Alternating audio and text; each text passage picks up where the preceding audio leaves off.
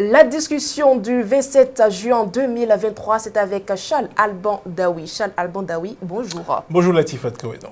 Corruption au Bénin, 50 dossiers en attente à la criette. Malgré les lourdes sanctions, on dirait que la criette ne fait pas vraiment peur. Bon, vous savez, hein, la criette, elle fait peur à des gens.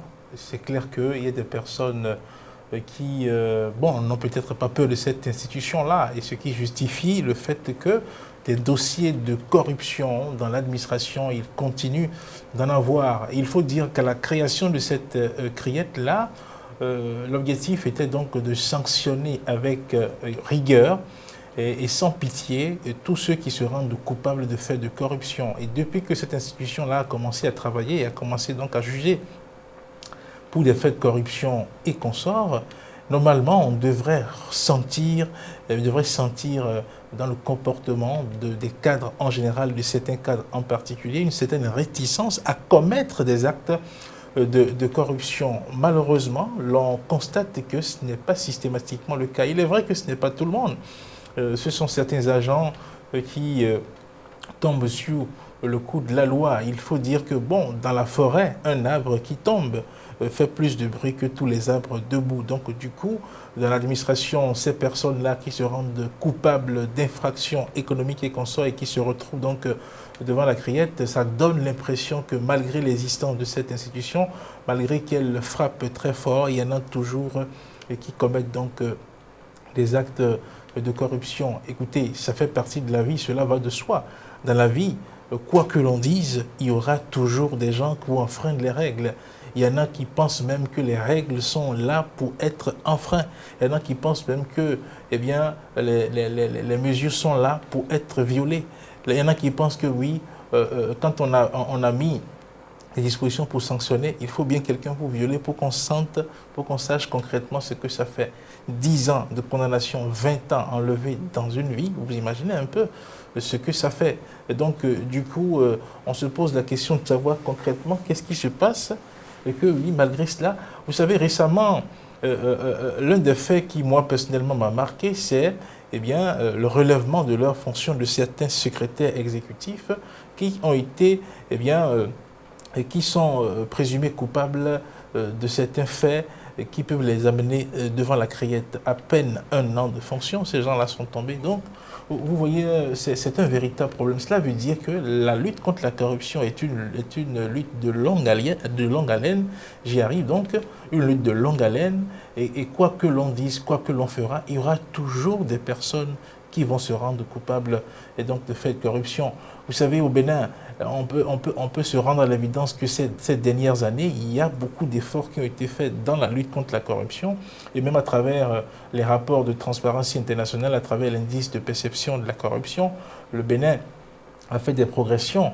L'indice de 2022 nous classe 72e sur 180 pays, pendant qu'en 2021, nous étions donc 78e. Donc il y a des efforts qui sont faits, même si pour les organisations de lutte contre la corruption, notamment le FONAC, ce n'est pas une progression très marquée, c'est une progression en dents de scie. On aurait voulu que, oui, on soit classé peut-être 10e sur 180 pays. Donc, quoi que l'on dise, quoi que l'on fera, il y aura forcément des gens qui vont toujours tomber sur le coup de la loi et ça fait partie aussi de la vie. Charles Alban Daoui, si certains cadres n'ont pas peur de la criette, qu'est-ce qui peut bien justifier cela?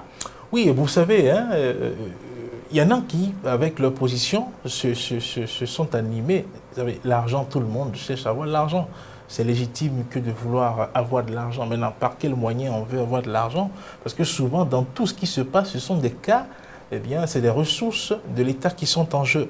Et ces ressources-là, c'est parce que les intéressés veulent se les approprier, parce qu'ils trouvent que oui, dans leur position, en dehors de ce qu'ils gagnent comme salaire, il faut bien qu'ils aient des à côté, il faut bien qu'ils aient d'autres sources de revenus.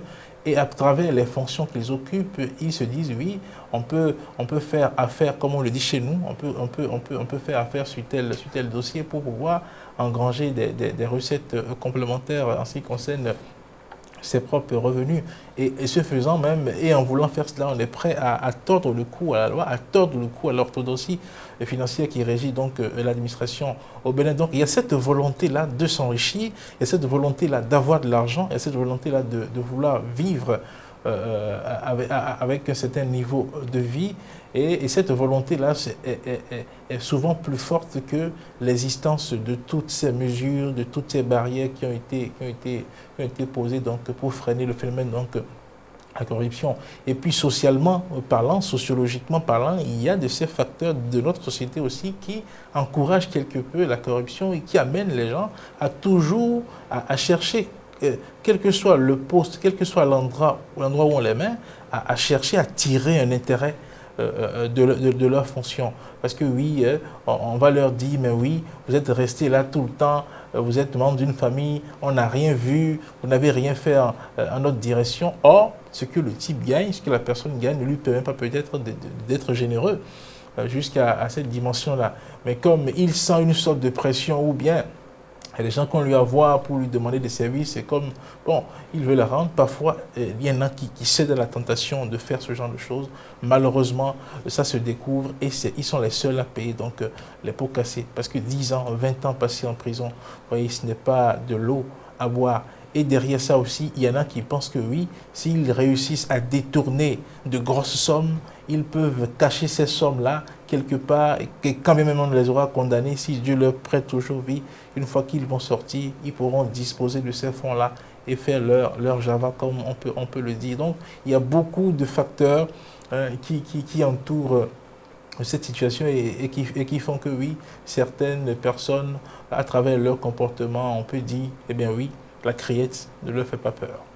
Merci à vous, Charles Alban Daoui. C'est moi qui vous remercie. C'est la fin du forum de discussion du 27 juin 2023.